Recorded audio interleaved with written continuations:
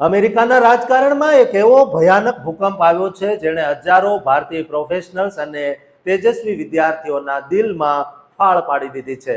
કારણ કે અમેરિકાના મિઝોરી રાજ્યના રિપબ્લિકન સેનેટર એરિક શ્મિટે H-1B વિઝા પ્રોગ્રામ પર અત્યાર સુધીનો સૌથી મોટો અને આકરો હુમલો કર્યો છે.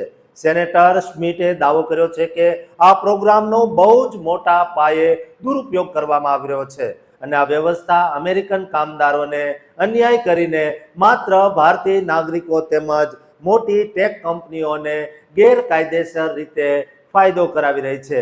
2023થી સેનેટર તરીકે સેવા આપતા આ રાજકારણીએ સોશિયલ મીડિયા પ્લેટફોર્મ એક્સ પર એક બહુ જ લાંબી પોસ્ટ શેર કરી છે, જેમાં તેમણે આરોપ લગાવ્યો છે કે આખું વિશ્વ અત્યારે એક વિઝા કાર્ટેલ દ્વારા નિયંત્રિત છે, જે અમેરિકામાં ભારતીય કર્મચારીઓને ખોટી રીતે પ્રાધાન્ય આપી રહ્યું છે. આ વિઝા કાર્ટેલ શું છે તેના વિશે સમજાવતા શ્મિટે કહ્યું કે આ એક એવી જટિલ અને અંદરો અંદર જોડાયેલી વ્યવસ્થા છે જેમાં મોટી યુનિવર્સિટીઓ, આઉટસોર્સિંગ કંપનીઓ, રિક્રુટર્સ અને ચોક્કસ ટેક કંપનીઓ સાથે મળીને કામ કરે છે. આ સિસ્ટમ જાણી જોઈને અમેરિકન નાગરિકોને બદલે વિદેશી કામદારોને જ મહત્વ આપે છે. શ્મિટે બહુ જ ગંભીર આંકડાઓ રજૂ કરતા દાવો કર્યો છે કે અમેરિકાની મોટી ટેક કંપનીઓએ હજારો અમેરિકન કામદારોને નોકરીમાંથી કાઢી મૂક્યા છે.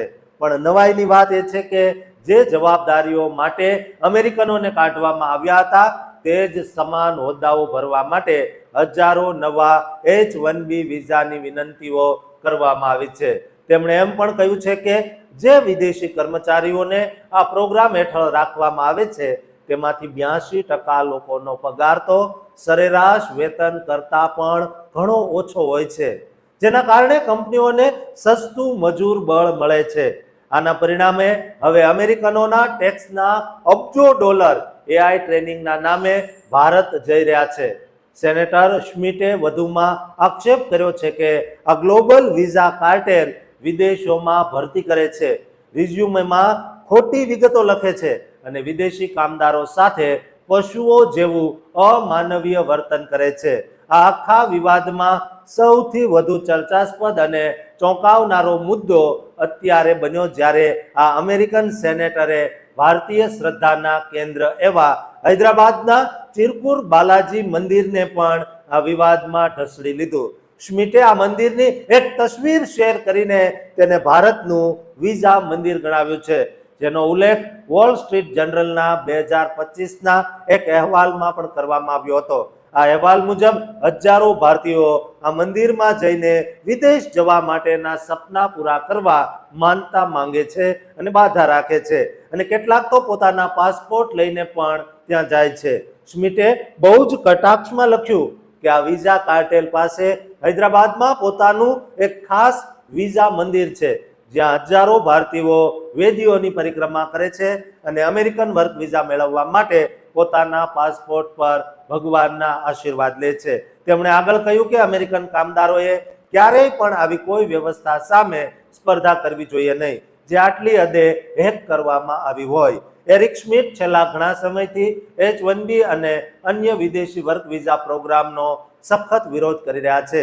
ગયા વર્ષે પણ તેમણે USCISના એડમિનિસ્ટ્રેટર જોસેફ હેડલોને એક કડક પત્ર લખ્યો હતો, જેમાં તેમણે ચિંતા વ્યક્ત કરી હતી કે H-1B વિઝાનો ઉપયોગ વિવિધતા, સમાનતા અને સમાવેશ એટલે કે DEI જેવી અમલદારશાહીમાં કર્મચારીઓની ભરતી કરવા માટે ખોટી રીતે થઈ રહ્યો છે.